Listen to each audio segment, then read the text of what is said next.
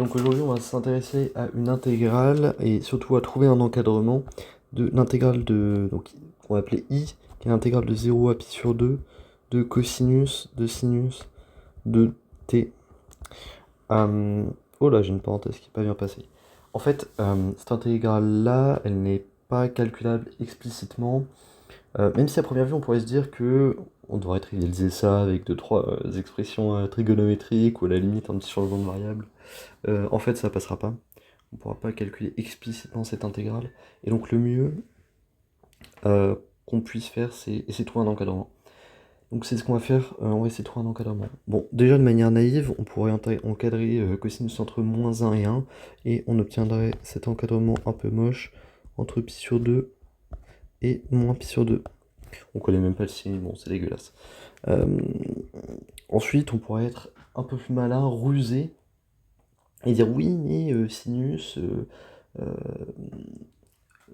de t entre 0 et pi sur 2, c'est compris entre 0 et 1.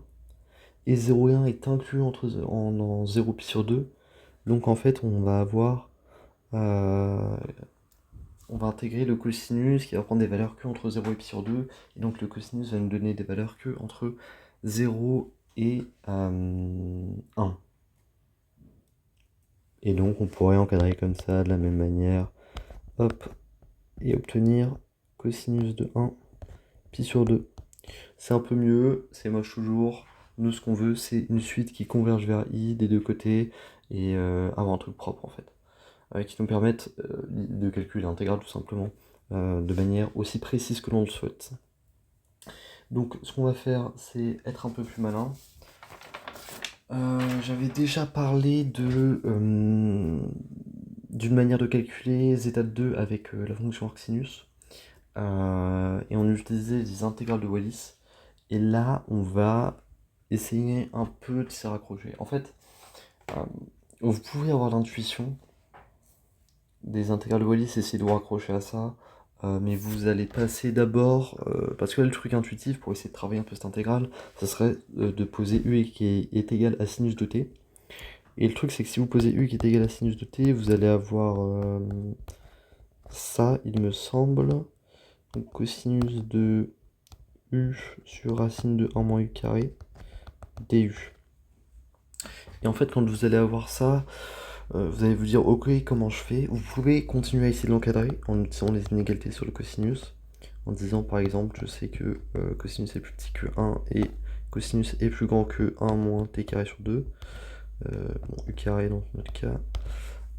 Essayez de faire ça et vous allez pouvoir le sur un cadré. Mais ce que vous allez comprendre en faisant ça, c'est qu'en fait, vous avez un cosinus ici, mais vous seriez très heureux d'avoir un u puissance n, quoi. Ou un polynôme, certains polynômes en u. Vous seriez très content d'avoir ça parce que ça, vous arriveriez plus ou moins à l'intégrer en faisant des intégrations par partie, etc. Et donc, vous allez vouloir vous ramener à ça et vous allez développer le cosinus en série entière et faire une interprétation. Si vous êtes un peu plus malin, vous n'allez pas poser u qui est égal à sinus de t. Vous allez directement, dans cette expression-là, développer en série entière le cosinus. En fait, vous allez avoir l'intégrale de 0 à pi sur 2, et si on développe en série entière le cosinus, on va avoir, donc développement en série entière du cosinus, c'est moins 1 puissance n, u puissance 2n sur factoriel de n.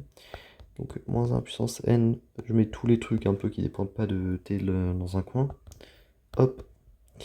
Et ici, on va avoir sinus de t puissance 2n. Pas oublier le dt. Et là, clairement, on a envie d'intervertir.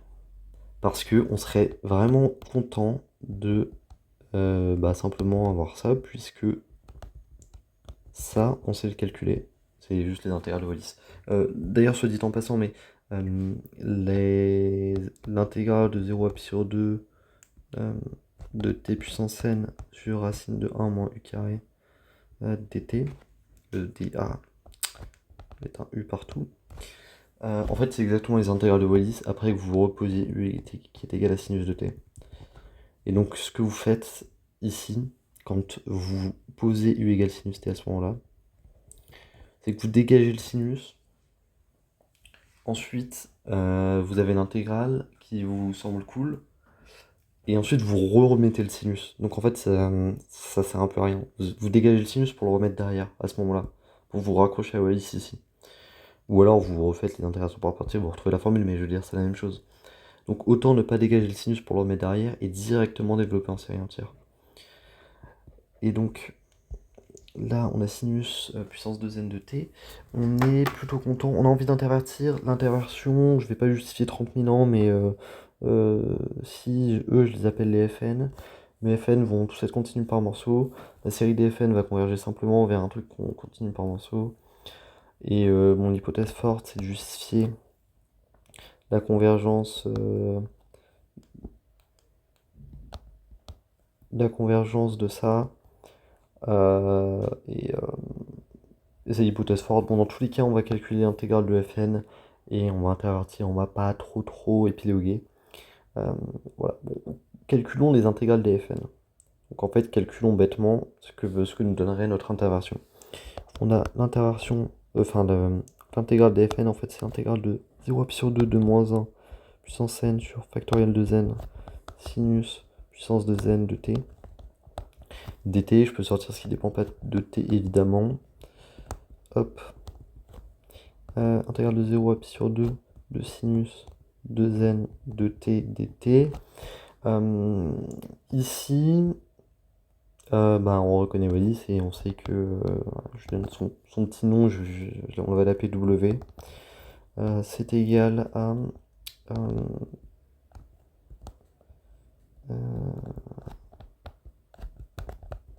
cette expression là. Donc ça évidemment c'est factoriel de n sur factoriel n au carré. Hop. 4 puissance n.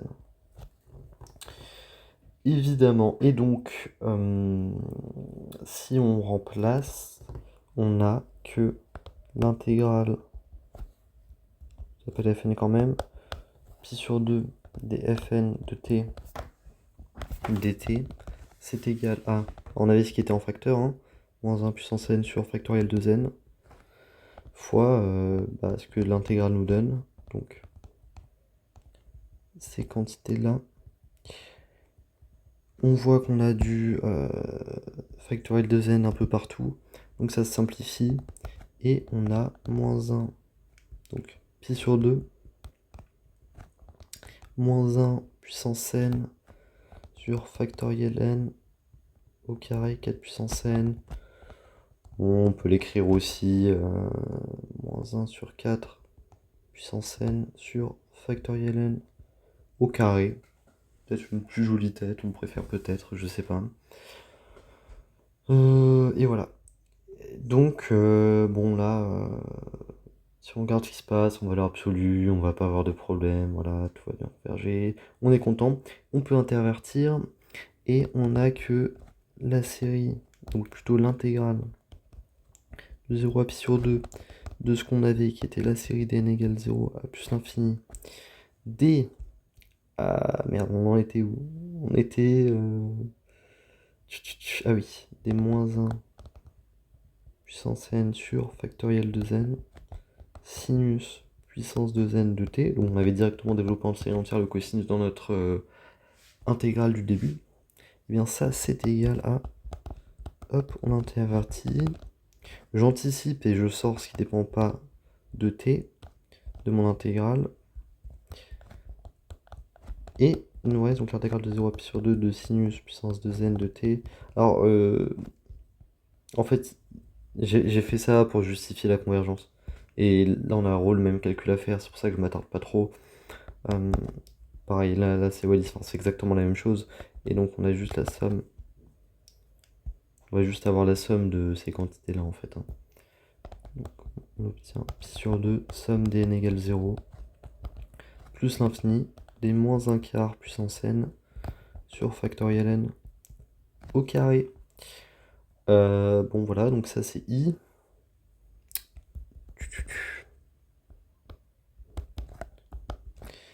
Et, enfin, ouais, voilà. Donc on a une jolie expression de i. Alors là en vrai on est super content parce que on a quelque chose qui converge vers i de manière très rapide, vraiment très rapide, parce qu'on a du factoriel n au carré au dénominateur. Ce qui est en fait énorme, hein. C'est plus fort que exponentiel, c'est plus fort évidemment que factoriel. Je vous invite à regarder un peu la tête de la fonction gamma, ou enfin des valeurs de la fonction, enfin de la factorielle, au moins sur les entiers. Ça croît vraiment très rapidement. Donc là, on a une série qui converge vers i vraiment très rapidement. On est content parce que on se dit qu'on va pouvoir calculer i assez facilement, et puis surtout, ça dépend pas du cosinus, de sinus, de machin. On va pas avoir à calculer ces choses-là. Parce que oui, évidemment, on aurait pu euh, se dire, bah tiens, je me raccroche à la définition. Alors, bon, là, ce serait un pi sur 2n des intégrales de Riemann en disant, ben là, on a k pi sur 2n, en disant que cette quantité-là, c'est égal à i. Et donc, on aurait pu se dire, ben je m'en sers pour calculer i. Le problème, c'est que en disant je fais pas tant n vers l'infini, mais je prends une assez grand machin, ça marche dans le cas général, mais en fait le problème c'est que vous allez devoir calculer des sinus un peu abstraits, des cosinus, machin.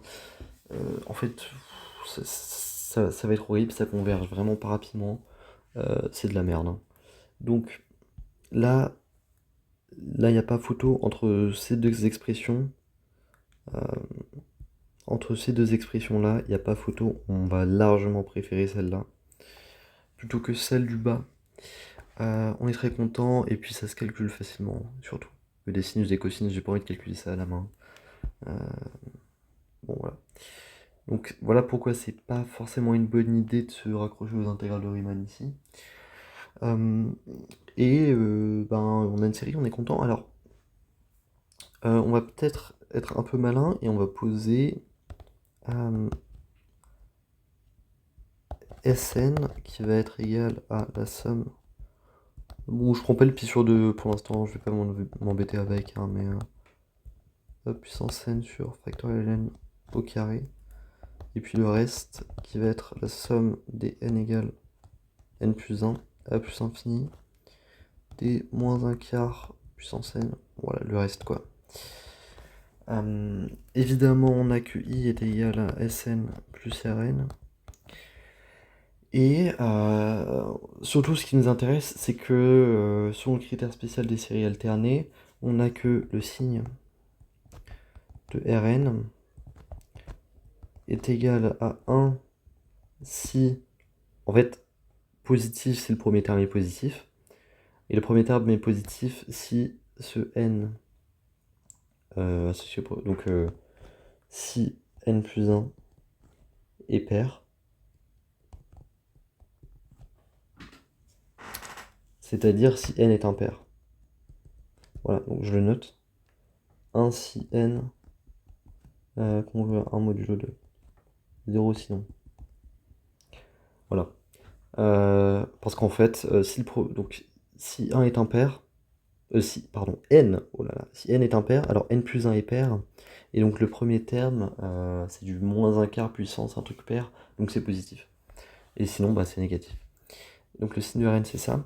Et en fait, ce signe-là nous intéresse, puisqu'il va nous permettre de juger si Sn est plus grand ou plus petit que i. Et en fait, on va pouvoir encadrer i comme ça. Donc, évidemment, là, si Rn, donc, on a que i va être supérieur à Sn si Rn positif et i inférieur ou égal à Sn si non. C'est-à-dire qu'on a i supérieur ou égal à Sn avec, selon ça, hein, si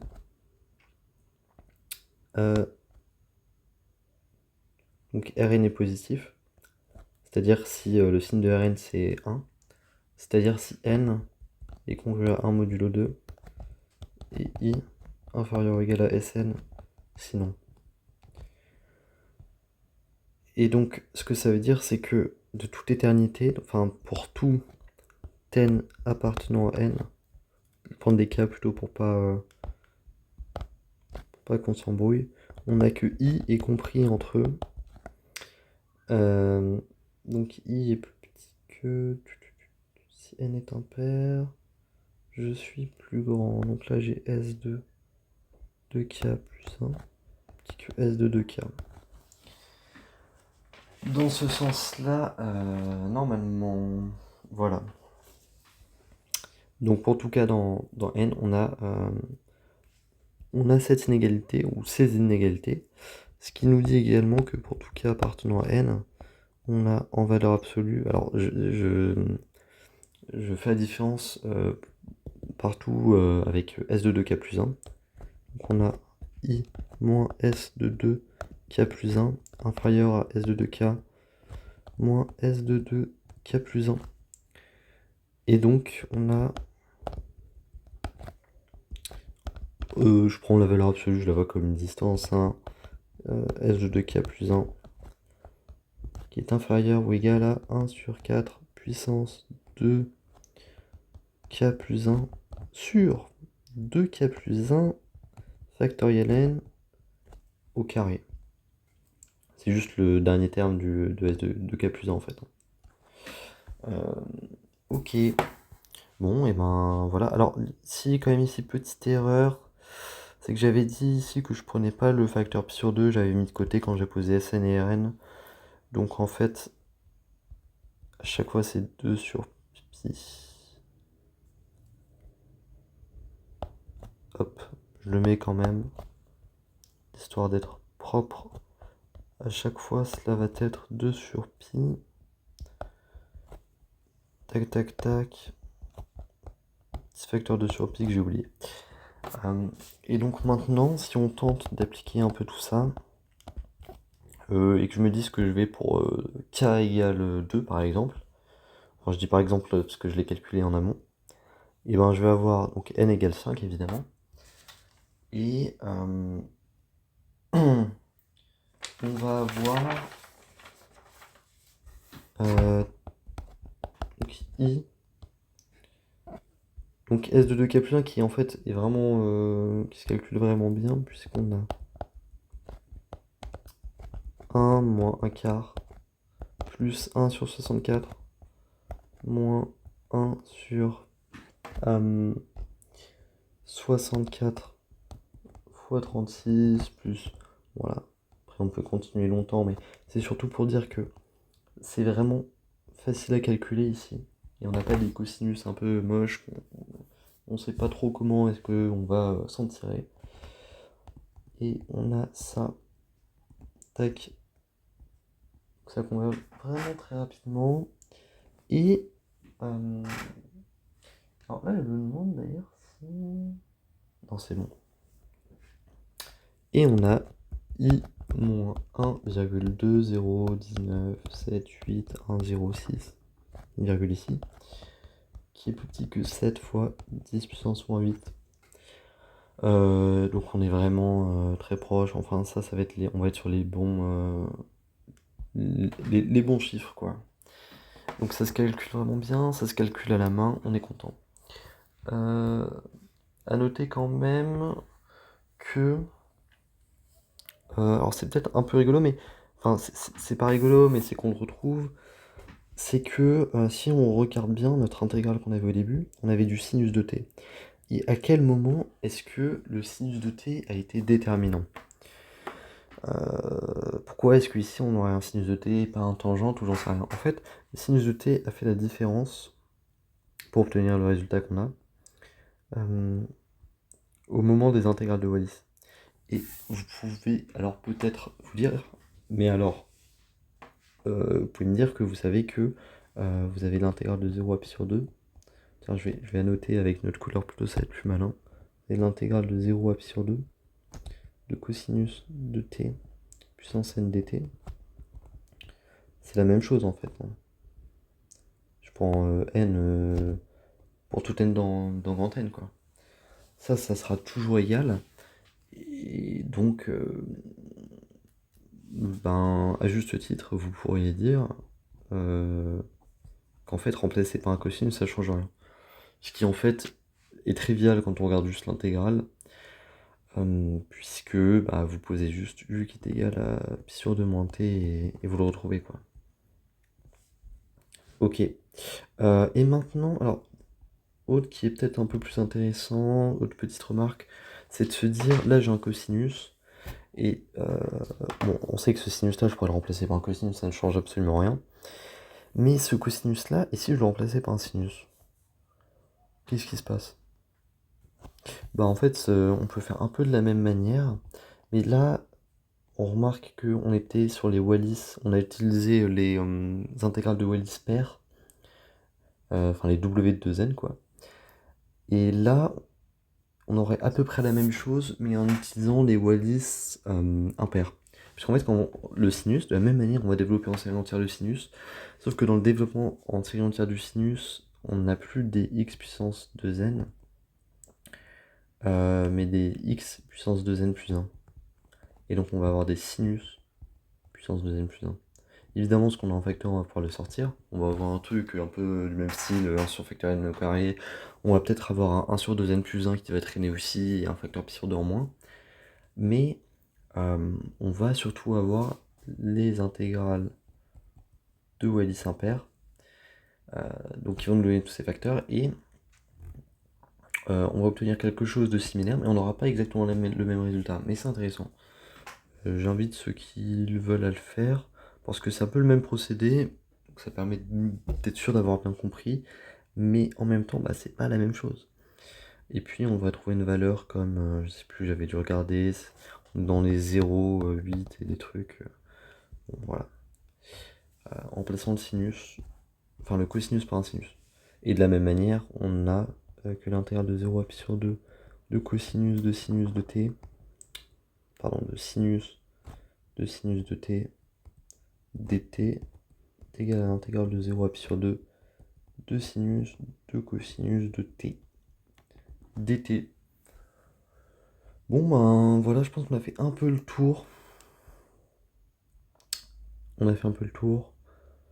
Ben, l'idée qui est quand même directrice ici, c'est les intégrales de Wallis, encore une fois, qui sont vraiment fortes et qui nous permettent de faire des simplifications gigantesques. En fait, les intégrales de Wallis, je les vois un peu. J'ai l'impression qu'en mathématiques, il y a un peu des clusters de problèmes qui vont être plutôt difficiles à résoudre. Par exemple, le calcul de zeta 2 et tout plein de trucs. Et un peu comme en informatique, avec les classes de complexité, quand on arrive à résoudre un problème, en général, il vient pas seul et nous permet de résoudre tous les autres problèmes un peu de la même classe que lui, et donc ça nous ouvre un peu des portes.